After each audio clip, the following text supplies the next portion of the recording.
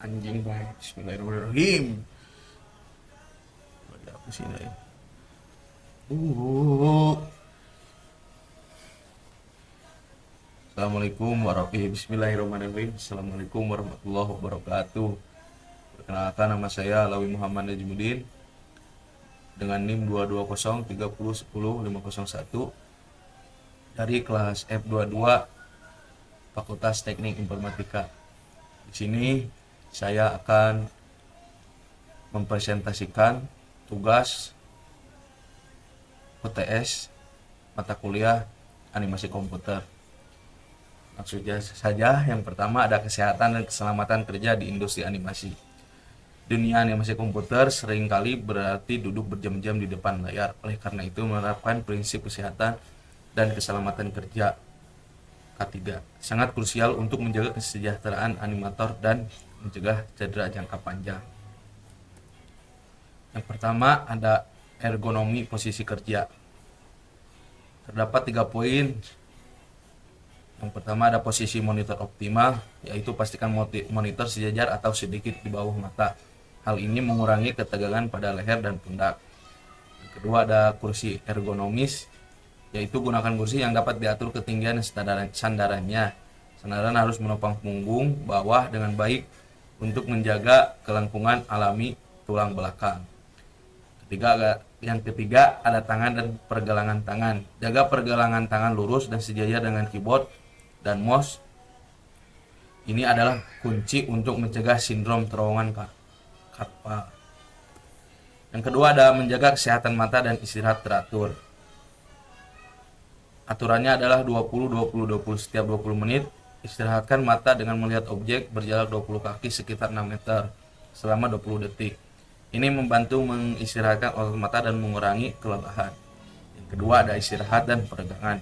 Berdiri, berjalan, dan lakukan peregangan ringan secara teratur. Aktivitas ini penting untuk melancarkan peredaran darah, mencegah sakit punggung, dan mengurangi risiko masalah kesehatan akibat duduk terlalu lama. Selanjutnya ada alur produksi animasi. Alur produksi animasi ini dibagi menjadi 3 tahap utama. Membuat animasi adalah proses kompleks yang terstruktur dalam 3 fase utama. Setiap tahapan memiliki serangkaian tugas spesifik yang harus diselesaikan untuk menghasilkan karya akhir yang berkualitas. Fase pertama yaitu pra-produksi. Terdapat 4 bagian, yaitu pengembangan ide dan konsep, dimulai dari brainstorming, penyusunan cerita inti, dan penentuan tema, visual, serta naratif. Yang kedua ada skrip dan voice over, penulisan naskah lengkap dan perekaman suara awal, scratch voice over sebagai panduan timing. Yang ketiga ada desain aset, menciptakan desain karakter, latar, environment, dan property props yang akan digunakan dalam animasi. Yang keempat ada storyboard dan animatik, pembuatan urutan gambar komik atau storyboard untuk visualisasi cerita, diikuti oleh animatik, storyboard dengan audio dan timing untuk petinjau awal. Fase yang kedua dan fase ketiga ada pasca produksi. Produksi tahap ini adalah tentang mewujudkan semua desain dan konsep menjadi digerakkan. Layout. Yang pertama ada layout, penempatan aset dan penentuan pergerakan kamera. Yang kedua ada key-posing atau blocking, menentukan pose-pose kunci karakter pada momen penting. Yang ketiga ada in-betweening, mengisi frame di antara pose untuk mengunci gerakan yang mulus untuk animasi 2 dimensi. Yang keempat ada texturing, lighting, rendering untuk animasi 3 dimensi, meliputi pemberian tekstur, pengaturan pencahayaan, dan proses rendering akhir. Terus selanjutnya ada pasca produksi, tahap penyempurnaan akhir untuk menghadirkan hasil terbaik. Yang pertama ada compositing, yaitu menggabungkan semua elemen visual dari berbagai lapisan. Kedua ada color correction dan grading, penyusunan warna untuk konsistensi dan mood visual. Yang ketiga ada sound mixing dan mastering, penyempurnaan audio, musik, latar, dan efek suara. Yang keempat ada final output, ekspor animasi ke format yang siap didistribusikan. Selanjutnya ada evolusi animasi dari ilusi optik hingga CGI, yaitu sejarah awal animasi komputer. Yang pertama ada era awal pra 1900, yaitu penemuan seperti zoetrope dan flipbox menciptakan ilusi gerak sederhana. Yang kedua ada animasi tradisional awal 1900-an. Phantasmagorie pada tahun 1908, Emil Cole. Steamboat Willie 1928, Walt Disney. Yang ketiga ada masa keemasan dan TV pertengahan abad 20, yaitu di mana ada dominasi Disney, Warner Bros, dan Hanna-Barbera dengan serial kartun. Yang keempat ada era digital 1900-an, yaitu penggunaan CGI dalam film Toy Story sebagai film 3 dimensi CGI penuh pertama. Banyak seperti contohnya ada Shaun the Sheep, banyak yang lainnya. Selanjutnya ada teknik-teknik dalam pembuatan animasi. Berbagai metode digunakan untuk menghidupkan gambar, masing-masing dengan karakter uniknya. Yang pertama ada animasi tradisional, yaitu 2 dimensi. Setiap frame digambar tangan di atas lembaran tamparan sel dan dipoto berurutan. Ini adalah fondasi animasi klasik. Contohnya seperti ini. Yang kedua ada animasi digital 2 dimensi menggunakan perangkat lunak Adobe Animate Tone Boom Harmony untuk menggambar digital, memungkinkan otomatisasi in-betweening dan efisiensi.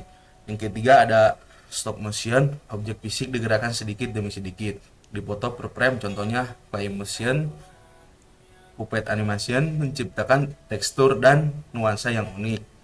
Yang keempat ada animasi komputer 3 dimensi CGI, menggunakan perangkat lunak 3 dimensi, Blender dan Maya untuk modeling, rigging, texturing, lighting, dan rendering, memberikan kebebasan artistik dan realisme tinggi.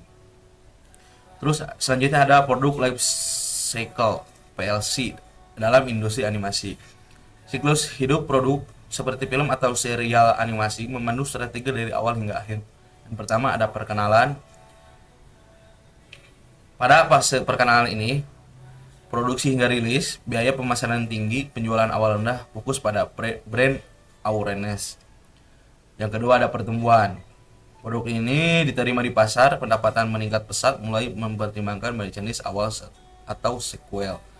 Yang ketiga ada kedewasaan, pendapatan puncak dan stabil, persaingan tinggi, fokus pada lisensi, merchandise skala besar, dan spin-off. Yang terakhir ada penurunan, yaitu pendapatan dan popularitas menurun, pasar jenuh, keputusan penghentian, penjualan hak cipta, atau reboot. Selanjutnya ada kesimpulan dan prospek masa depan. K3 yang efektif dan pemahaman dan dalam tentang alur produksi adalah fondasi bagi setiap animator. Dengan evolusi teknologi yang terus berjalan, industri animasi akan terus menawarkan inovasi dan peluang baru. Yang pertama ada pentingnya ergonomi dan istirahat untuk kesehatan animator. Yang kedua ada produksi animasi terstruktur dalam praproduksi, produksi, dan pasca produksi. Sejarah animasi menunjukkan transisi dari teknik tradisional ke dominan CGI. Yang keempat ada manajemen siklus hidup produk yang penting untuk keberlanjutan proyek animasi.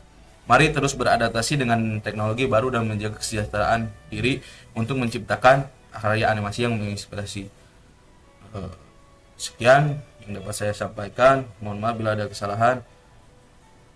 Wassalamualaikum warahmatullahi wabarakatuh. Anjay, ban. Ini berapa menit ya?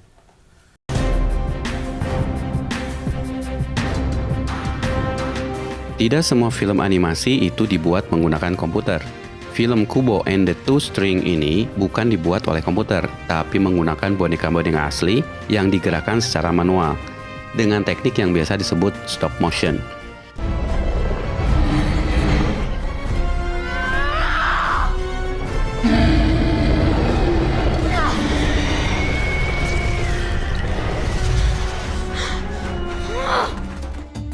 Pembuatannya benar-benar gila, dari mulai membentuk bonekanya, set lokasinya, sampai bagaimana boneka-boneka ini digerakkan. Maka proses pembuatannya memakan waktu lama, sampai 2 tahun. Oke, kita bahas seperti apa rumitnya.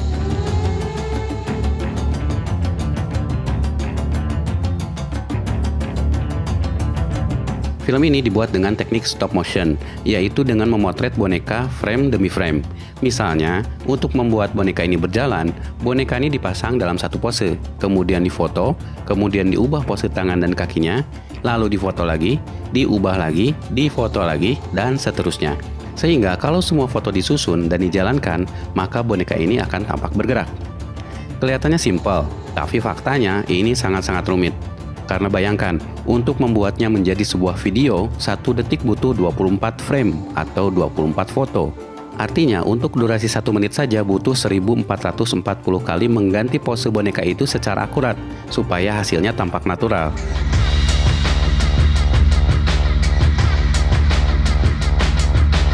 Dan kerumitannya bertambah, karena yang bergerak bukan hanya tangan dan kaki, tapi kepala, rambut, sampai mimik muka harus berubah. Sword unbreakable. It could be a trap. Pasti kalian bertanya, bagaimana kalau boneka-boneka ini harus ngomong dan berekspresi? Otomatis mereka pun harus turut mengganti wajahnya setiap frame. Karena itu setiap boneka, wajahnya bisa dicopot dan diganti ekspresinya. Untuk itu mereka harus mencetak ribuan ekspresi wajah hanya untuk satu karakter. And we have thousands and thousands of these faces. When we put all the different faces together, there's actually 48 million different expressions for Kubo's face. Dan saking banyaknya, wajah-wajah ini harus diberi kode supaya tidak tertukar. About epic battles, warriors and monsters. Yang rumit bukan hanya menggerakkan boneka, tapi pembuatan bonekanya sendiri pun cukup rumit, sehingga melibatkan para seniman profesional yang sudah ahli dalam seni membuat boneka. Ya, mungkin seperti membuat action figure. Tapi ingat, boneka-boneka ini dibuat khusus untuk stop motion, artinya mereka harus memastikan setiap bagian tubuh yang nantinya harus digerakkan. Dan percaya atau tidak, rambut yang dipasang di boneka ini pun dibuat dari rambut manusia. Dan kulitnya dibuat dengan campuran silikon, sehingga teksturnya hampir seperti kulit manusia, sehingga pantulan cahayanya ketika disorot lampu tidak akan tampak seperti plastik.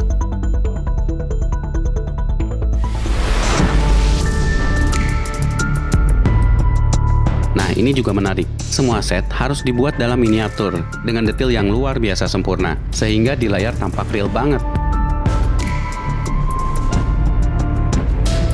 Tentunya para seniman ini tidak sembarangan membuatnya. Mereka harus menggabungkan berbagai teknik dengan berbagai bahan dan warna supaya nampak natural.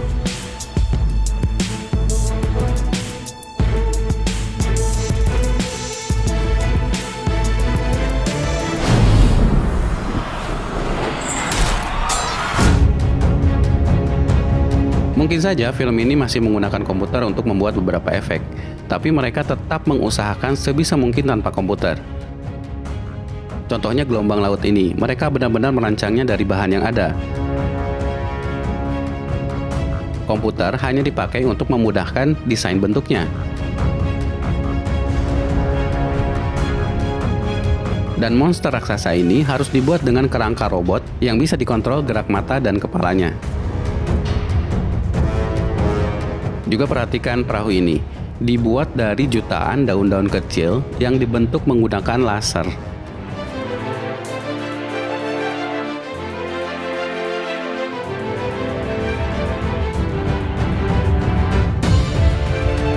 Ya, itulah kerumitan pembuatan animasi Kubo and the Two Strings ini.